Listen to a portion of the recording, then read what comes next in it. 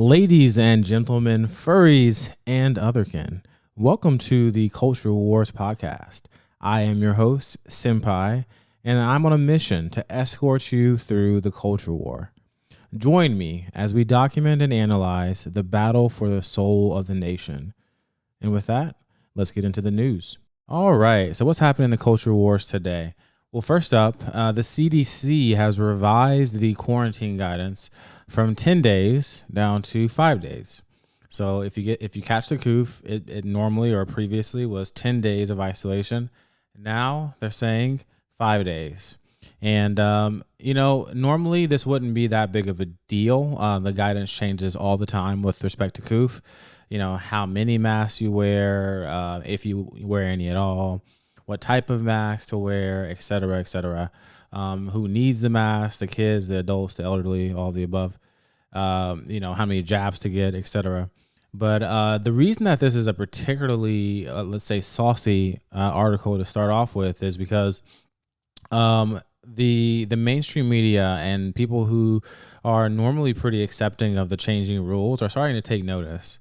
And it's really having some ripples across the kind of the airwaves here, because typically what tends to happen is the guidance will change, and then someone in the middle or the right will kind of get upset about it or have questions about it. But now even the left, even the mainstream establishment sort of media, the corporate media, is really asking questions about it. So you have here the New York Times asking about, hey, will this shortened isolation period spread the virus? You have a professor at Harvard saying, hey, this feels honestly more about economics than the science. You have folks at the New York Times questioning this decision, as well as folks from the Washington Post.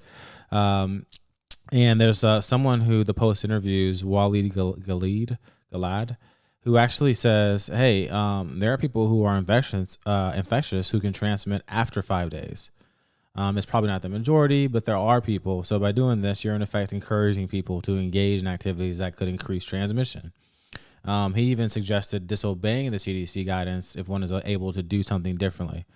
So really saucy stuff. LA Times is sprinkling doubt upon that sort of new guidance from the CDC as well, and just raising an eyebrow about the confusion that involves.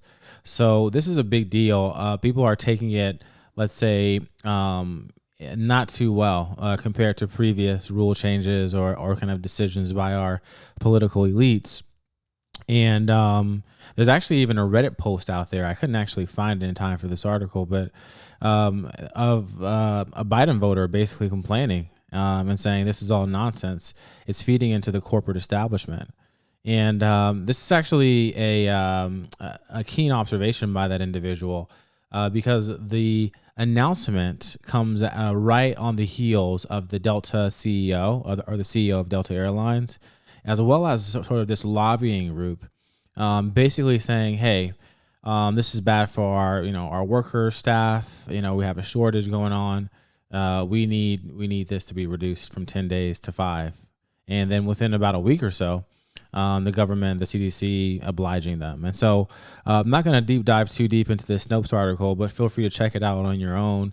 It really dives into this sort of line of thought, given that literally a week before this decision, the Delta CEO asked for the CDC or asked the government to make this change. Very sus, very, very sus. And I think that, in the past, you can blame it on someone like, Fauci being an idiot or, some individual having a faux pas.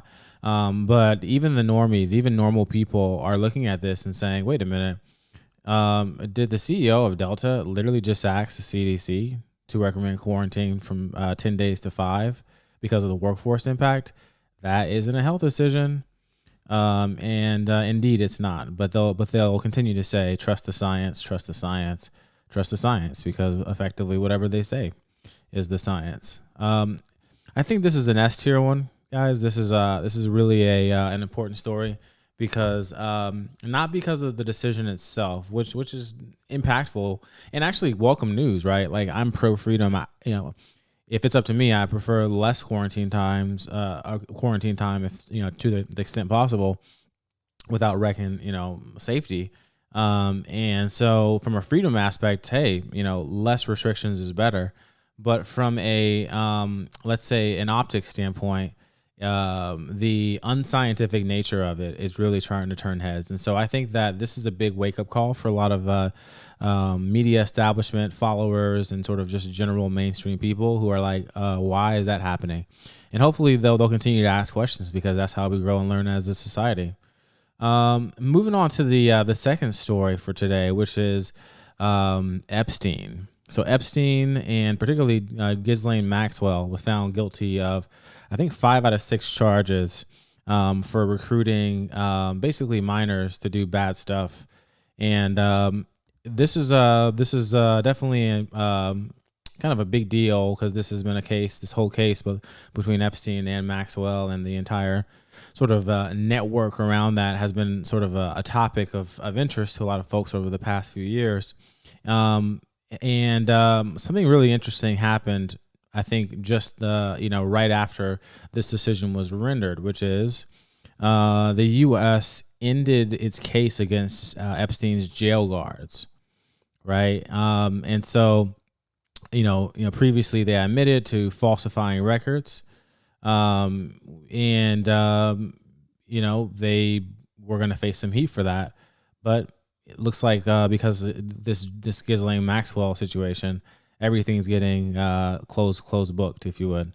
And so this is a really kind of a disappointing story, I would say, because basically Ghislaine Maxwell is like, she's basically the fall girl or the fall boy or the fall person who's just gonna take the L, and everybody else is just gonna get away with it scot free, right?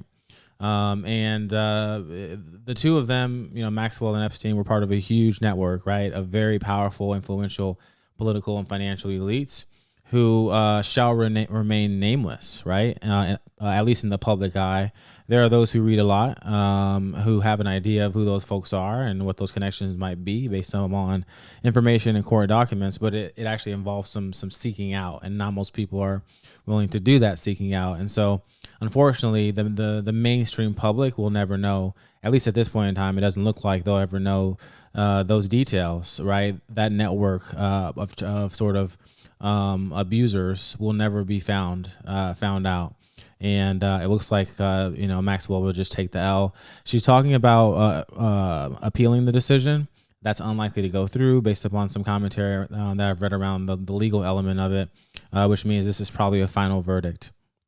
So case closed, all the elites get away, and our sort of corrupt system doesn't change. And the elites who help facilitate that for many, many years, they are going to get away scot-free with Maxwell as the fall person. So this one I'm actually going to move to a C tier, simply because we didn't learn much. I mean, James Comey's daughter, I think, was the attorney on this. It was a Operation Cover Up, if you would. I mean, let's cover up, let's silence, let's give someone the hammer, as it were, and move on. Pretty disappointing outcome. Shout out to Jack Posobiec, who called it, I think in November, that this was going to happen. He saw the writing on the wall and what this was leading up to, and turns out he was right. She gets found guilty. I think something like 65 years expected in terms of potential sentencing, and everybody else gets away scot-free. Welcome to American society. So the next story is about this story from a couple months ago. ASU, there was a couple of students who were found guilty of harassment, and so this is just a big kind of developing story.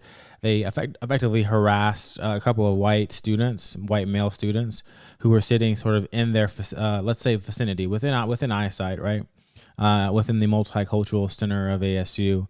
And they were wearing some not so great paraphernalia, some very, let's say, triggering paraphernalia. I think Chick-fil-A cup. They might have had a Police Lives Matter sticker on their laptop, Bass Pro Shops hat, etc. and I think it was also an anti-Biden shirt. Ooh, triggering. And because of this, these two girls just went up to them and just harassed the heck out of them, told them to stop what they were doing and to stop promoting violence, right? Because speech, even nonverbal speech, wearing certain things, is violence to these people. And yeah, it was a big kind of kerfuffle a couple of months ago. And it turns out, so ASU basically investigated the situation, and they said, "Hey, you all are guilty, right?" And I looked into this. I was thinking maybe they would like suspend them or expel them or something like that, or maybe it can get even worse, like something criminal in terms of charges. I don't know. Turns out they just got a slap on the wrist, right? So they released this super angry video on Instagram, almost 10 minutes long. First 3 minutes are worth checking out potentially about the case, but the last 7 or so minutes are not. Yeah, they basically kind of just give their response to the school's decision. And guess what? Guess what the school actually decided? A warning and a 3-page paper on civility is your punishment. You're guilty of harassing these two students for no cause, right? For the crime of being white and studying near you. Instead of doing something bad and saying, "Hey, this is how we, coming in with a heavy-handed approach," they said just write a 3-page paper and we can call it done on being a civil student and being civil. They refused. They got even more angry and more combative, more vindictive. I feel sorry for these folks because these colleges are just not doing our kids justice. They're teaching them about social, quote unquote, justice, but it's not teaching kids the life skills that they need. It's not teaching them how to be decent human beings, how to have skills that they can put into the marketplace and actually support themselves or their loved ones. And it just produces hatred and rage, right? That's all they have is just hatred and rage, and a chip on their shoulder to go out and fight everybody proverbially. Really, really sad. Crazy situation, but a win for the culture because it's good that the ASU, I guess, governing body did try to be fair and say, hey, these white kids were not at fault. In fact, you guys are guilty of harassment, right? So shout out to them for kind of taking a stand and just looking at the facts plainly, and following them where they lead. In terms of the tier for the culture on this one, so I'm actually going to move this up to an A tier. I think that there's some significance to this because even though this seems like an isolated case, this kind of stuff is kind of par of the course for our college campuses. I'm relatively young. I've been to college. I know what that's about. Like, I can relate to some of the stuff you're seeing here. So this doesn't sound like a huge surprise to me, and I think that it's important to talk about. And let's stay tuned to see how this situation develops because they're not conceding or let's say trying to nip it in the bud with ASU. There's chance for escalation, right? Or for ASU to change its position. Who knows how this will develop? All right, so moving on to the next story, and I think this is really probably one of the focal points of this entire kind of moment, which is Virginia school districts. And particularly there's a lawsuit right now where parents and children are suing the Virginia Albemarle County and the school board there and district leadership, basically saying, hey, you're indoctrinating our kids to hate themselves and to hate other people. That's an awful thing. That's a dereliction really of duty as an educator. And they're actually, I think they're piloting this sort of CRT, critical race theory indoctrination teaching, currently with plans to roll it out kind of at a sort of a broader level. And I think this is a momentous story. Shout out to Azra Nomani, who's been really leading the charge in helping parents and defending education and really trying to bring us back to sanity where we don't hate each other on account of our race, like we did in the the 60s and such. And she's really trying to bring education back to education, right, as opposed to bring re-education and indoctrination, right, to education. These kids can barely add 2+2, and do basic functional sort of skills, and yet they know everything about hating one another, which is really, really scary. And I want to point out just a couple of images here, because in this lawsuit, they actually like show a couple of, let's say, exhibits or sort of examples from the curriculum itself. And so this is one of them. It's talking about this difference between, let's say, kind of active racism and passive racism. And so we all know the ways that you can be actively racist, right? Been there, done that. We've heard of it. We know of it. We know what to avoid, and clearly our sins of the past, right? And to an extent of the present. But this whole passive racism is really kind of a strange beef. And there's a lot here that can basically fit almost everybody. Like, it gets to a point now where everyone is passively racist. It's just a matter of how and which label they can stick on you. And indoctrinating kids to think through these lenses all the time, and to harbor hatred in their hearts towards everybody, their parents, classmates, etc. One of the craziest ones here, in my opinion, there's a lot to digest here, is just this self-appointed white ally.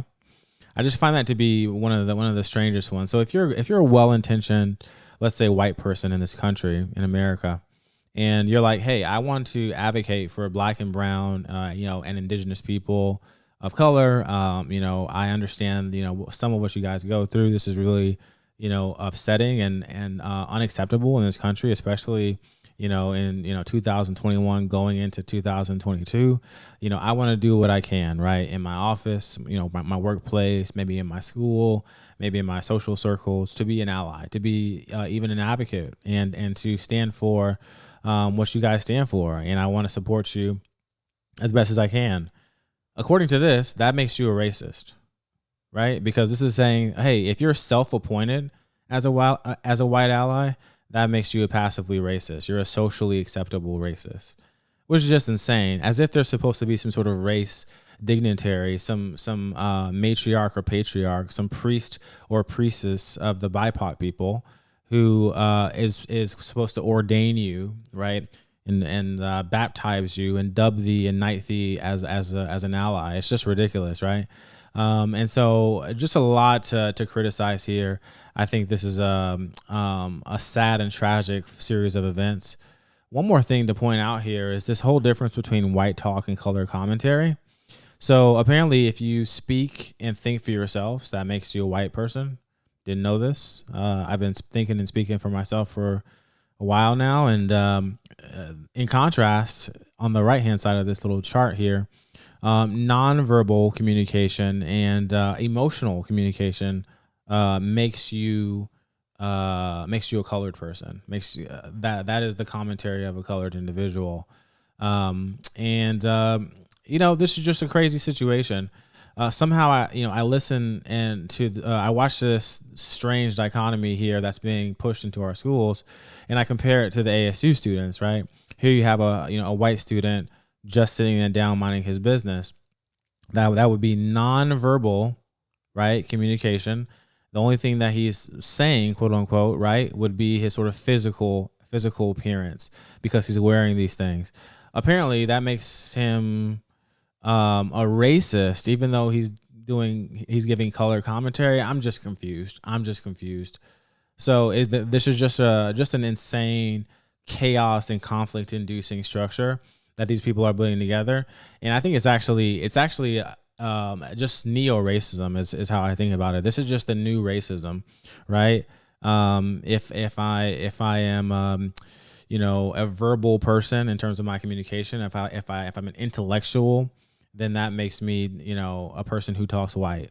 I disagree in totality. And so definitely check this article out. I think this is a significant one. I'm actually going to move it to the top of the list alongside the CDC guidance. Huge impact, mainly because of I'm talking about the tiger moms, right?